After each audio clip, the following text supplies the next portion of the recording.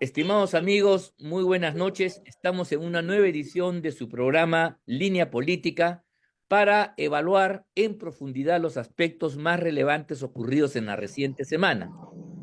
Este es un programa que se transmite por VES TV, de VES Cable, VHTV, de Cable Más, Win TV, Conectados TV y asimismo se reproduce por las redes sociales de la Coordinadora Republicana y el portal laveja.p. Soy Ángel Delgado y en compañía de Enrique Valderrama vamos a desarrollar los aspectos más importantes habidos en los últimos 7 días, en la última semana. Buenas noches, Enrique, ¿cómo estás?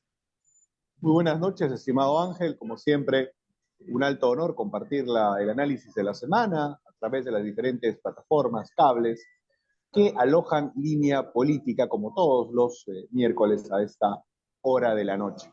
Sin duda, ha sido una semana muy interesante, pero un hecho político me parece trascendente para un país que conoce de la volatilidad de las organizaciones políticas. El centenario del APRA, sin duda, ha marcado en los últimos días con una manifestación inmensamente grande de aproximadamente 20.000 personas en la Plaza de Hacho y con manifestaciones regionales importantes. También acabo de estar justamente en Chiclayo conmemorando los 100 años de la precontinental.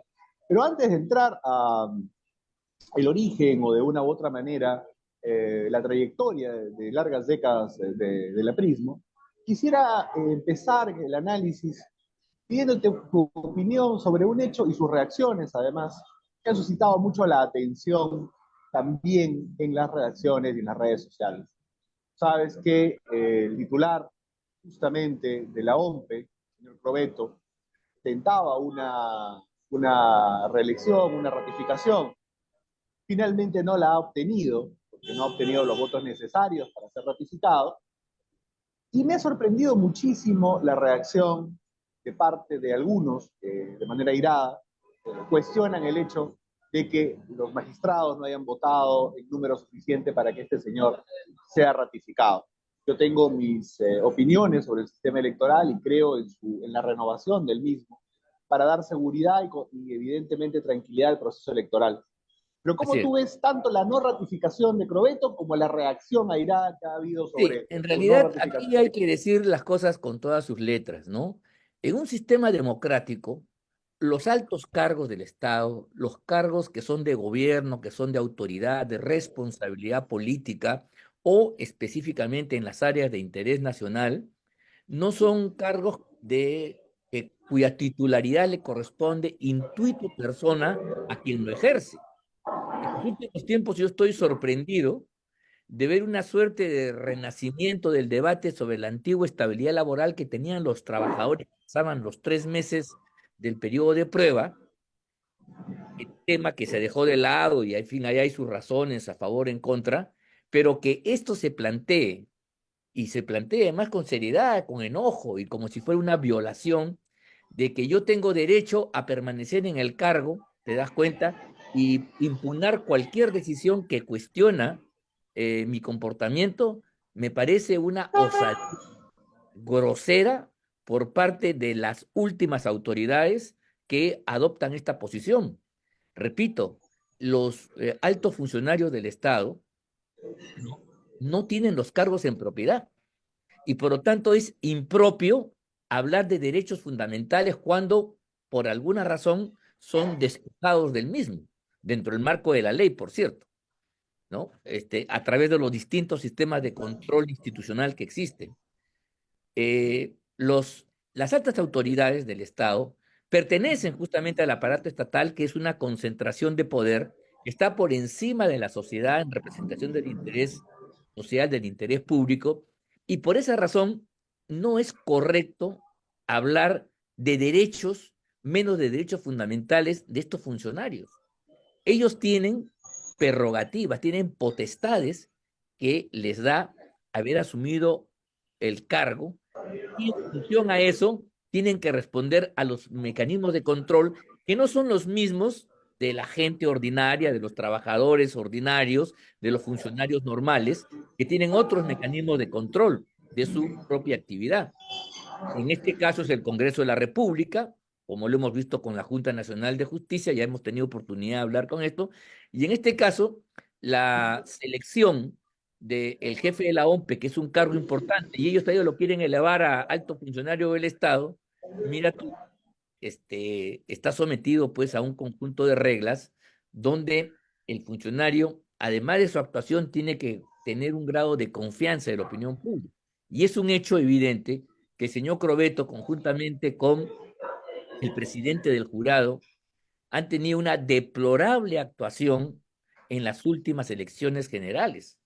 Y sobre ellos hay un manto terrible de sospecha de que no han actuado respetando genuinamente la voluntad popular. Y por lo menos a mí me consta y me queda claro de que este señor Crovetto no presentó al Parlamento, no presentó a las instancias ni a la opinión pública las actas de los electores en muchas mesas donde había resultados de 200-0. Hubiera sido interesante cotejar eso, no digo con los votos, porque los votos tú sabes que se rompe, se destruye, pero sí con la lista de asistentes, quiénes son los que han firmado su asistencia ese día de las elecciones, y eso es un documento que es público, que se utiliza además para cobrar la multa a los que no fueron a votar.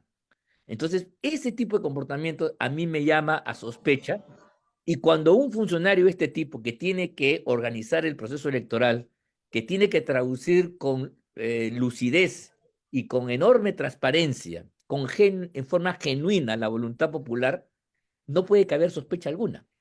Y en consecuencia, si tuvieran criterio y un poquito de sangre en la cara, ni siquiera hubiera atrevido a presentar su ratificación. Mira, no estamos hablando de delitos, ¿ah? Que muchos creen que han cometido. Yo estoy hablando simplemente que no goza de la confianza ciudadana, y eso es un elemento suficiente para que dé un paso al costado. Ahora, estamos en Perú, querido Ángel, y sinceramente, no sabemos lo que puede pasar el día de mañana. Yo creo que es muy remoto hablar de un escenario de elecciones anticipadas, pero he visto en el gobierno determinadas debilidades que finalmente nos podrían orillar a ese fin. Yo he dicho públicamente que si existiera un proceso adelantado, que al final no se puede descartar, sería terrible llevarlo a cabo con las autoridades electorales que llevaron a cabo el proceso del año 2021. Por lo tanto, saludo la no ratificación del señor Crovetto. Nunca fui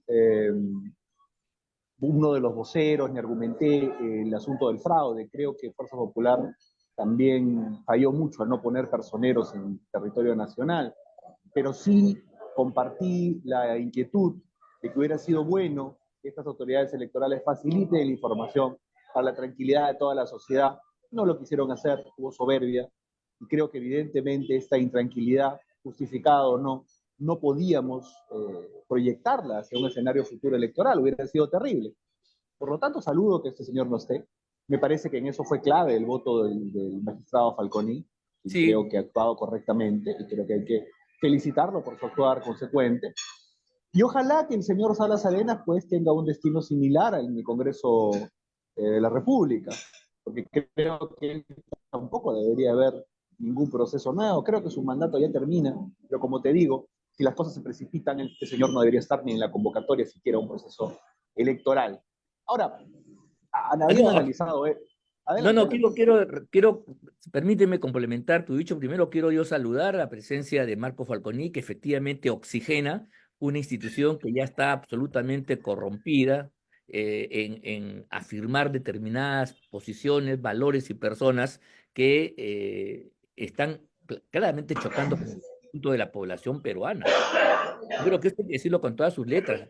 Si la Junta hubiera cometido el estropicio de volver a ratificar a este señor, pone en juego el futuro político del país, porque nadie podría creer en la solvencia del proceso electoral que se viene. Tú lo has dicho con absoluta claridad.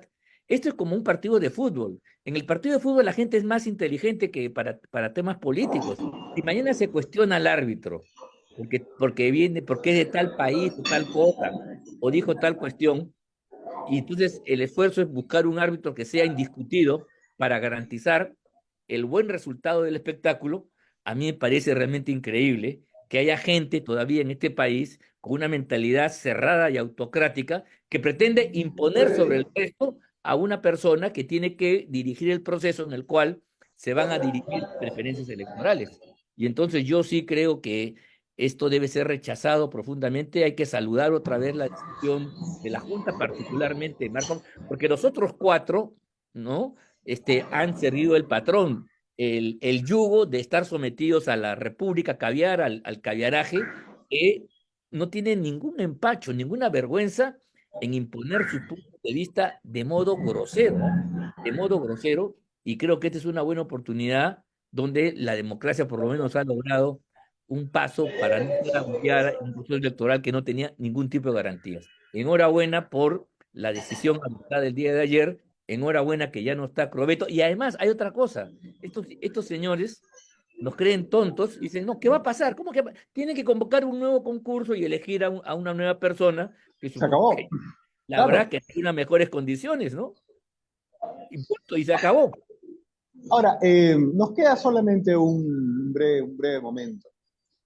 Así que me gustaría en estos segundos en realidad que faltan en este minuto, me des tu primera impresión respecto al APRA, que Sí, yo te cumple voy 100 que... años, cómo tú entraste en contacto desde evidentemente otra orilla, cómo No, lo por eso, mirabas en tu adolescencia, ¿no? yo Pensar que creo ahora que cumple 100 años, increíble. sí, me parece importante este comentario porque tú eres un reconocido militante y dirigente del Partido Aprista, estás empeñado en la reconstrucción, que el APRA vuelva a tener los lauros y el prestigio que jamás debió perder y ser pues una opción de gobierno democrática como todos queremos. En ese yo te acompaño, yo estoy totalmente de acuerdo contigo, y yo lo hago en este caso como una persona independiente que no pertenece al partido, que ha tenido posiciones críticas al respecto, pero creo yo sería mezquino, sería absurdo dejarme llevar por cualquier otra tentación y no reconocer que, en primer lugar, que un partido político haya alcanzado el centenario, 100 años, esté implicando en un país de cosas volátiles y de procesos efímeros una consistencia que ya quisiera que otros la pudieran tener.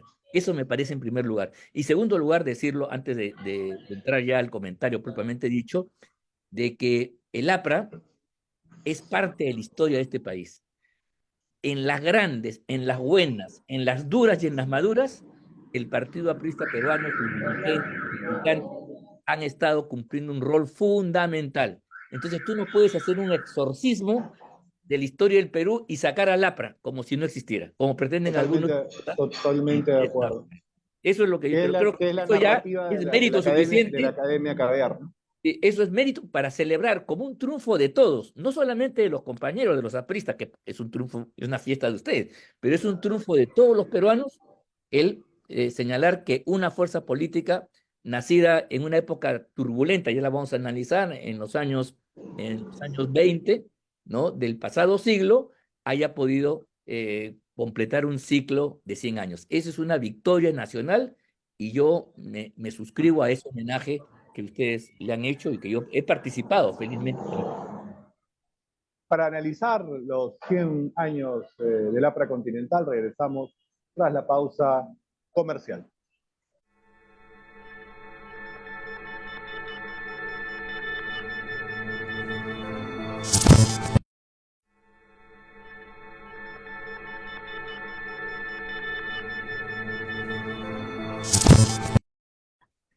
Buenas noches, estimados amigos. Estamos en la segunda parte de su programa semanal Línea Política, como siempre los miércoles a las 7 de la noche en diferentes plataformas que tienen a bien alojar ese análisis más allá de la coyuntura política.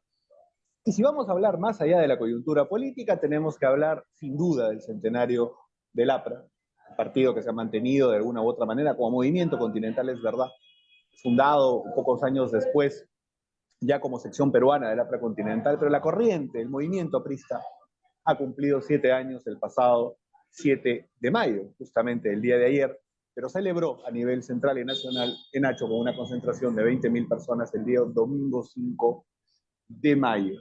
Hay que decir que hay varios principios que han permitido que el APRA se mantenga vigente. El primero es el tema del antiimperialismo, hoy día más vigente que nunca, en esta suerte de nueva Petit Guerra Fría, por ejemplo, que observamos en los conflictos en Medio Oriente, en el extremo de Europa con Rusia, en el estrecho de Taiwán, etcétera, que ha mantenido su convicción de justicia social, de planteamientos de cambio. Dicho sea de paso, con esa agenda social, Alan García llegó al gobierno en el 2006, contrario a lo que se habla de una supuesta neoliberalización, por ejemplo. Creo que es importante mencionar también la vocación ampliamente democrática del APRA en estos 100 años. Estuvo peleando con Sánchez Cerro, estuvo peleando con Odría, estuvo peleando con Velasco, estuvo peleando con Fujimori, estuvo peleando con Vizcarra, estuvo peleando con Castillo, y les garantizo además, como parte de esa fe colectiva, que ante cualquier intento de quiebre democrático, por más diferencias que existan entre los demócratas, el APRA siempre estará en primera línea. Estuvo peleando contra Fujimori, incluso compartiendo la primera línea con la izquierda marxista y con Toledo, porque creo que la democracia es algo muy valioso como para verlo ampliamente. Y sin duda, la convocatoria a construir un país mejor y la unidad continental, sin duda también, siempre ha sido un hecho que el APRA ha planteado más allá de sus fronteras partidarias. Y por eso, para mí, es muy valioso el testimonio que puede dar, por ejemplo, una persona como Ángel Delgado, relacionado con la política, que conoce al APRA muchísimo antes de que yo naciera, incluso desde la adolescencia y la juventud. ¿Cómo tú sientes? Bueno, No digo como un rival, efectivamente, pero como un amigo del APRA, ¿no? cuando uno estudia la historia, los orígenes del APRA, uno no puede dejar de sentirse identificado con un proceso que además generó en un país atrasado, semifeudal, eh, marcado por la explotación y el atraso, un viento de libertad. Yo creo que uno de los grandes aportes del Partido Aprista, entre otros, no es el único, es fundamentalmente el haber introducido en la conciencia del Perú y en la agenda política, como se suele decir ahora, el tema de la justicia social, la reivindicación de los trabajadores, la lucha por las 8 horas, el respeto, la afirmación a los derechos de los trabajadores, los derechos laborales. Y entonces el APRA plantea, este es uno de los grandes valores que yo creo que hay que rescatar. En los tiempos del neoliberalismo esto ha sido rebajado, ninguneado, la idea de justicia social. Y la idea de justicia social, eh, como con un partido que además echa raíces en el campo americano, que busca una identidad propia, y esa es la segunda gran característica, diría yo, es la afirmación de una identidad continental, ¿no?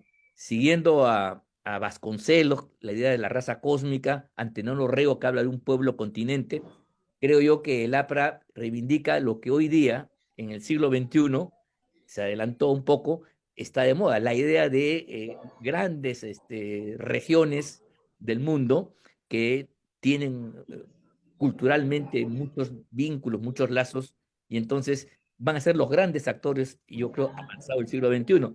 Y la tercera cosa es que el APRA, mira tú, ubicándose en la lucha por reivindicar y por lo tanto se tuvo que enfrentar al imperialismo, a las oligarquías, y por eso fue perseguido, por eso fueron los mártires y todo lo demás, mantiene una posición distante al otro gran adversario en el campo popular, que fueron los comunistas, los socialistas, las izquierdas en general, que también reivindicaban estas cosas, pero que lo hacían desde una perspectiva totalitaria. El APRA introduce una cosa que no es fácil, que algunos ven como la cuadratura del círculo, que es la lucha por la justicia social, pero con libertad al mismo tiempo. Esa famosa consigna de pan con libertad, que creo que la resume, creo que es uno de los grandes aportes. Y con lo cual entonces tú puedes defender claramente la justicia, los derechos de los trabajadores, de los pobres, puedes reivindicar contra los poderes opresivos y no volverte un comunista que lo que quiere hacer es cerrar la vía democrática y las libertades para conseguir ese objetivo. Cuestión que, por supuesto, la experiencia histórica se ha encargado de sepultarlo. Creo que esos serían los tres grandes aportes del Partido del Pueblo, que después de formarse como movimiento continental, Alianza Popular Americana, a partir de los años 30, y con el famoso discurso programa. Yo que estuve el día 5, no podía dejar de imaginarme cómo hubiera sido ese discurso programa de la Torre en la misma Plaza de Hacho en la cual estábamos celebrando estos 100 años, ¿no? Que dicho sea de paso, fue la primera vez que un caudillo político ante las masas plantea un programa de gobierno. Sí, claro, En eso creo que fue un ímpetu modernizante. así Creo es. importante señalar propósito de lo mencionado, y a propósito fundamentalmente del centenario del APRA continental, que el aprismo puede significar en esta coyuntura para el Perú una alternativa muy potente de origen conceptual. Es decir, creo que el país necesita en estos momentos un enfoque social que lamentablemente alguna mirada desde la derecha, sobre todo mercantil, no tiene. La agenda social no es un debate prioritario para la derecha, para el APRA sí lo es. Pero, y Pero para del la otro izquierda lado, también, la izquierda caviar ha renunciado a la justicia social por el tema de la identidad, por el tema del matrimonio gay, por cuidado, ¿ah? Con yo, mayor razón. yo, yo veo en el APRA, al cumplirse 100 años, y en el partido aprista, la posibilidad de inaugurar realmente una agenda social popular, que como he mencionado, la derecha ha renunciado a ella, y sectores incluso de la izquierda limeña, oligárquica, han preferido defender otras banderas, y curiosamente, los tienes en la primera línea defendiendo los esquemas financieros y de las AFPs, a muchos de esos que aparentemente son de izquierda. Pero Así es. además debo decir que a diferencia de la izquierda radical marxista, el APRA cree que la justicia social y las reformas se pueden hacer respetando las libertades y profundizándolas. Eso en este momento, en un país gobernado por una presidente que no tiene ningún discurso social y por un Congreso que lo único que hace es incrementarse el presupuesto, creo que es un mensaje que hace falta y estoy seguro que la participación de un partido centenario, de un movimiento centenario como el APRA en el 2026, va a alegrar sin duda la campaña y va a hacerla mucho más propositiva. No sé, sin duda alguna. Mira, yo quería compartir eso. Mira, el tema de la justicia social es una cosa fundamental. En la égida del neoliberalismo, el consenso de Washington, esto casi se convirtió en mala palabra. Estoy hablando en los años 90, en que De había una acuerdo. hegemonía, cuando cae el bloque de Moscú, que se cae el muro, entonces decía que esto, entonces se convierte en mala palabra.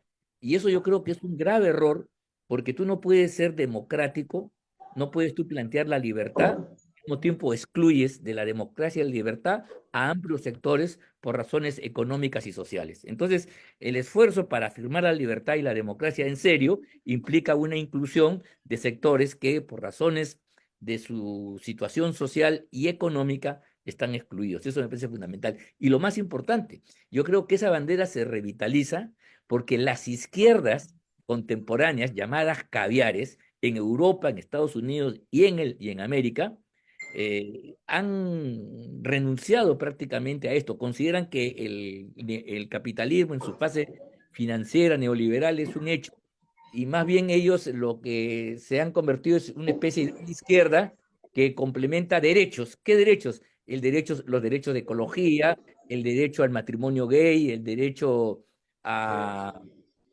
el feminismo, un conjunto de temas de identidad que han postergado a los trabajadores.